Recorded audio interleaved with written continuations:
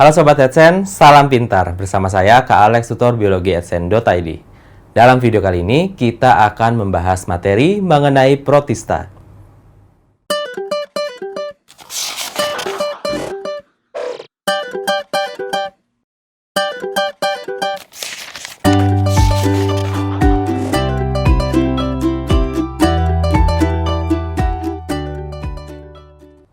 Protista merupakan suatu kingdom yang anggotanya sangat bervariasi, dari yang uniseluler sampai dengan yang multiseluler. Teman-teman biasanya pastinya mengenal kelompok protista dengan pengelompokannya yang mirip dengan kingdom-kingdom tertentu. Ya kan? Ada mirip fungi, mirip plante atau tumbuhan, kemudian mirip animalia atau hewan. Nah, memang teman-teman, untuk range dari spesies protista itu bentuknya bervariasi, ukurannya juga bervariasi. Ada yang harus dilihat dengan mikroskop, ada yang bisa dilihat langsung. Misalkan kita bandingkan Amoeba proteus dengan Sargassum atau rumput laut coklat yang sebenarnya seharusnya disebut ganggang. Nah, di sini gitu ya, kita akan mempelajari kingdom yang kita bisa bilang membingungkan. Nah, kenapa membingungkan? Karena kita akan mulai gitu ya dengan sejarah taksonomi atau pengelompokan dari makhluk hidup. Pada dasarnya, untuk pengembangan klasifikasi, kita awalnya dimulai dengan dua kelompok utama.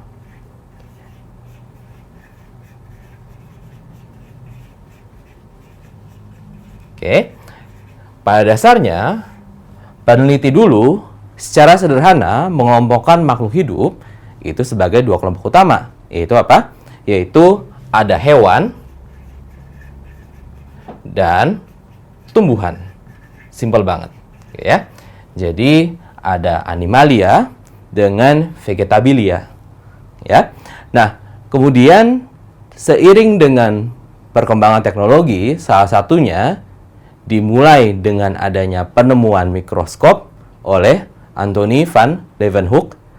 Nah, di sini Antony menemukan bahwa ternyata ada kehidupan yang mikroskopis.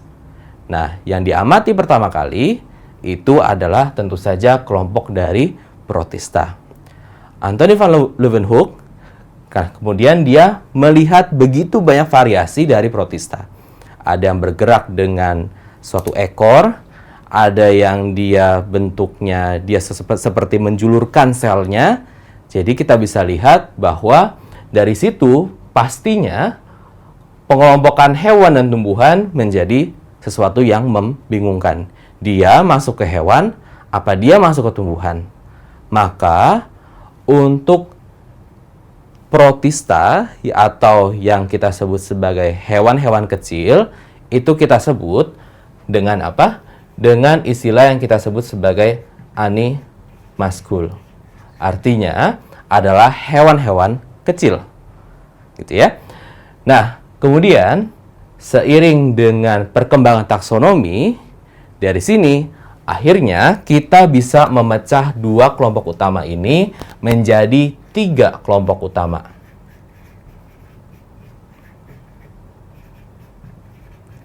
Atau tiga kingdom, kan? Ada tadi misalkan plante, gitu ya. Kemudian ada animalia.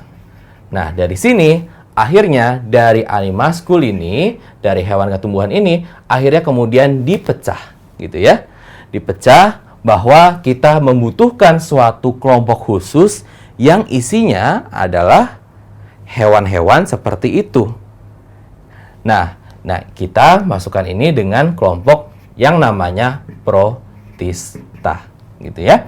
Nah, kemudian setelah kita periksa, ternyata untuk protista sendiri kelompoknya sangat bervariasi. Kenapa?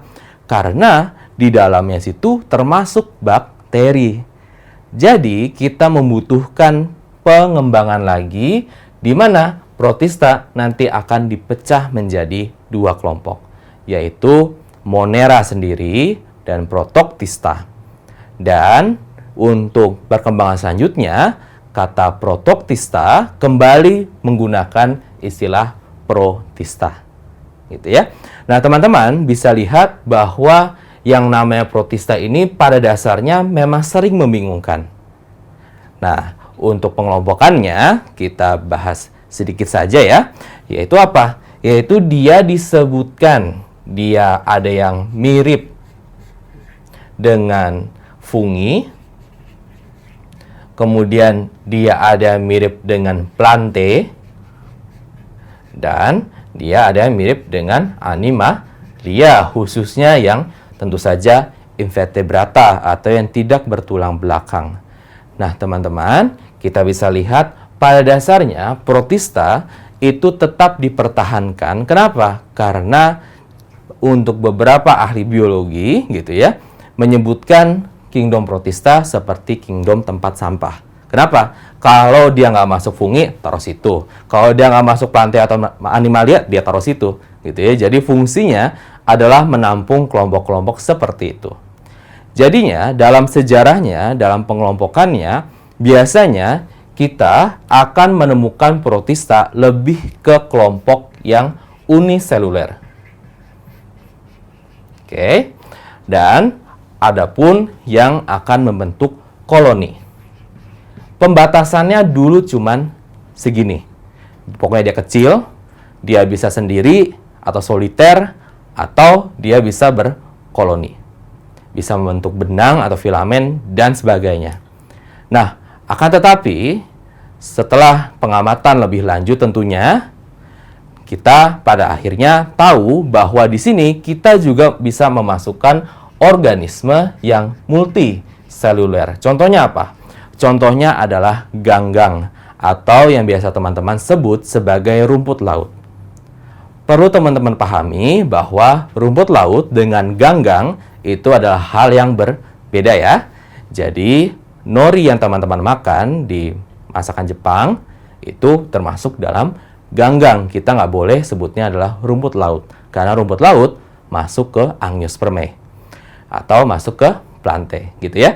Jadi kita bisa lihat range-nya ini sangat banyak ya kan, dari uniseluler ke multiseluler. Tidak ada pembatasan khusus seperti Monera. Monera uniseluler. Nah, jadinya untuk pembatasan ini awalnya ditujukan pada apa? Ditujukan bahwa dia tidak membentuk yang namanya jaringan. Nah, jadi awalnya batasannya ini cukup gitu ya. Dan kita harus memenuhi syarat bahwa untuk kita bisa memasukkan suatu organisme ke protista, tentunya dia harus adalah organisme yang eukariotik. Jangan lupa, kita kalau membahas tentang sistem 5 kingdom, yaitu apa? Ada Monera, ya kan? Kemudian ada protista, kemudian ada fungi, plante, dan animalia. Nah, kita ingat, pastinya Monera itu dipisahkan dengan protista, salah satu faktornya adalah dia prokariotik.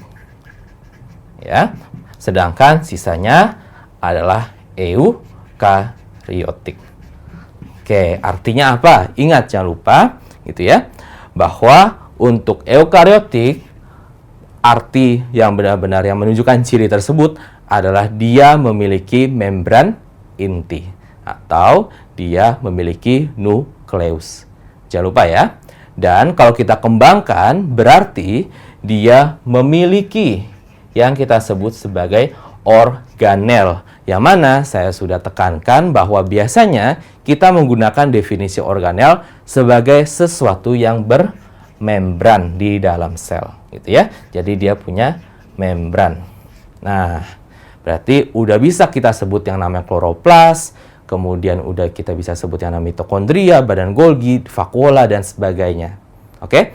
Nah, dengan demikian teman-teman, kalau kita lihat dari sejarah evolusinya, maka protista itu merupakan anggota atau kelompok yang eukariotik primitif atau yang usianya lebih tua dari teman-temannya. Oke, karena kalau kita lihat di sini gitu ya, Protista itu merupakan hewan atau tumbuhan atau fungi mula-mula yang akan bercabang menjadi kelompok-kelompok sendiri. Oke, gitu ya. Jadi kita bisa sebutnya adalah eukariot yang paling primitif.